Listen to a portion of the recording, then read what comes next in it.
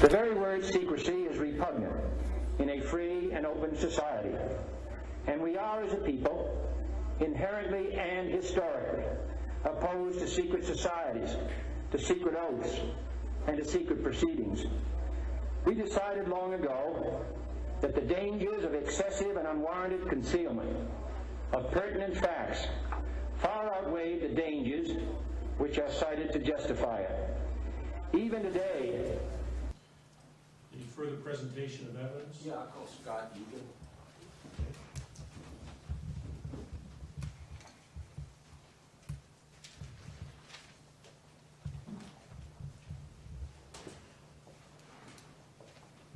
Do you solemnly swear to speak the truth, the whole truth, and nothing but the truth, so help you God?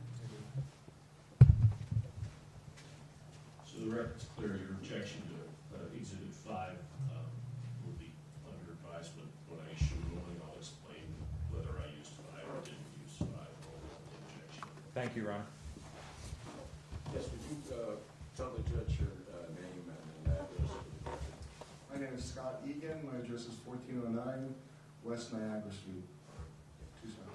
Mr. Egan, just quickly, in the past, have you worked for the city of Tucson?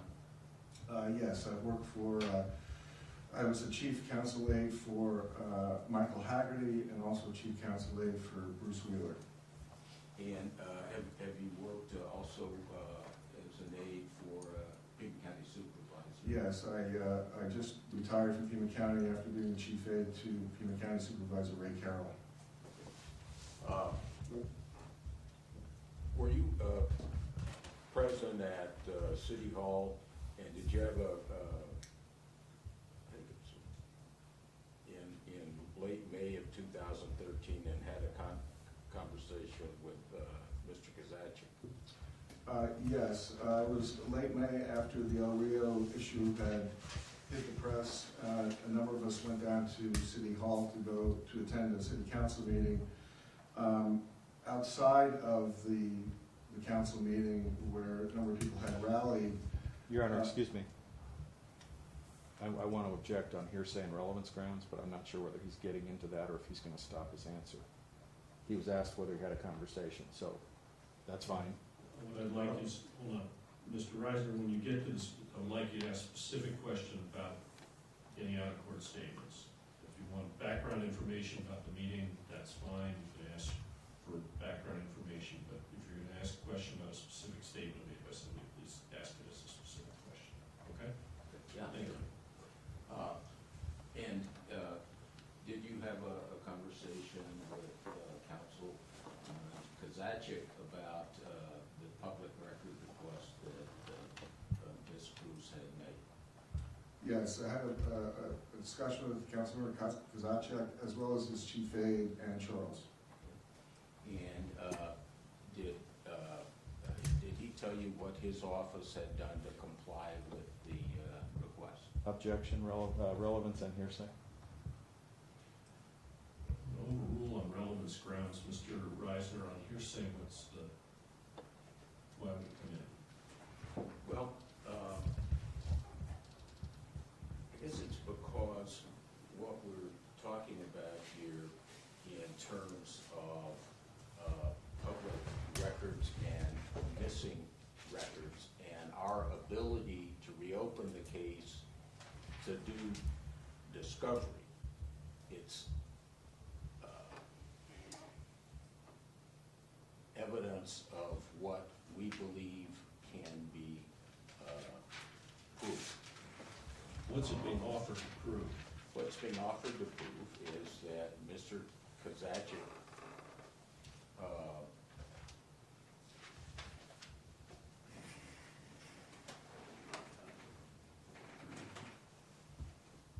said that he had accumulated documents in response to the public records request, offered them to the city attorney's office, and I believe they said, we don't want them, we'll ask for them later. And I also think it's admissible as a party admission, as after all, the mayor and council are parties to this case. So, but No, they're not, Your Honor. Oh, excuse me, I'll wait my turn. My turn. What?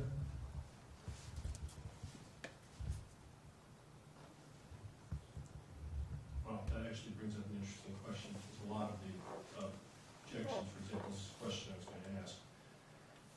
Based on the response to the fee application, it appears to me that the city is treating this as an application for attorney's fees against the city to be paid by the city and not individually against the city clerk and the city manager. Is that correct?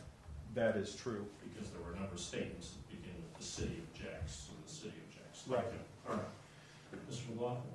Your Honor, if it's offered for truth, it's hearsay, and Mr. Reisner has been arguing for several months that he sued individuals, and he's got a right to sue individuals, so Mr. Kozaczek isn't a party, in my opinion, in our view.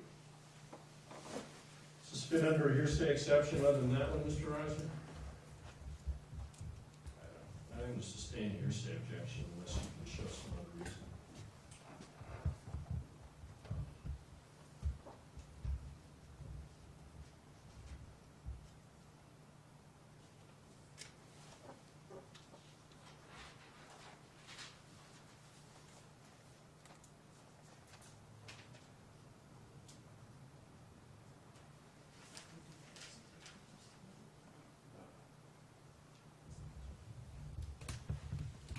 Guess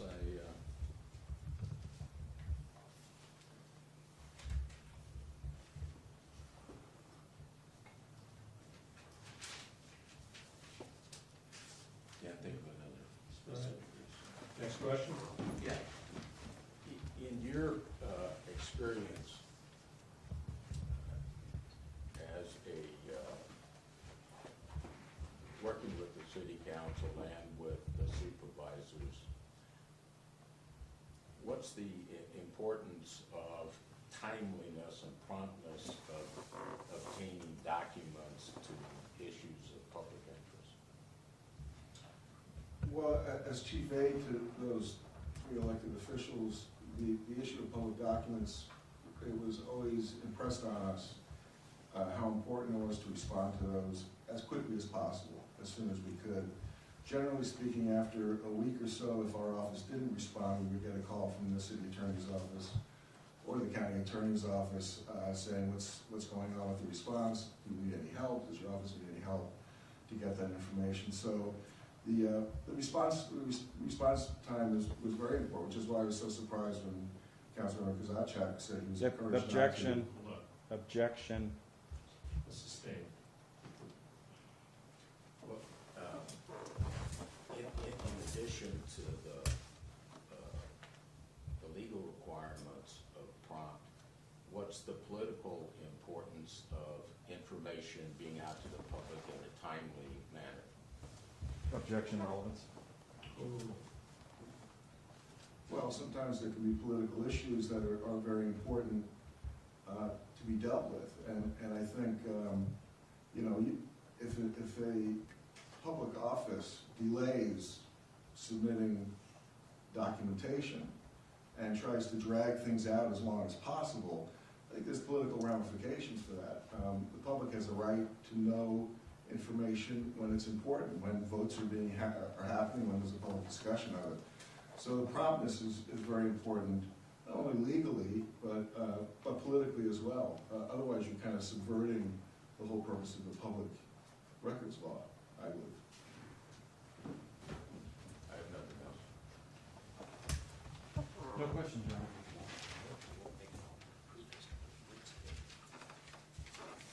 Mr. McLaughlin has no questions. Well, can I make an offer of proof as to what the answer would be? You can make an offer of proof, yes. So what was your conversation with Kozaczek and A.R.S? They said that after they received the public records request, that they compiled in their office all of the emails, all of the material that was necessary to turn over. They contacted the city attorney's office, and they were basically discouraged from turning it in at that time. That they were basically told, there's no rush on this, why don't you just kind of hold off on this for now? Both of them told me that in separate conversations. And this was in May, When this whole thing started, May of last year.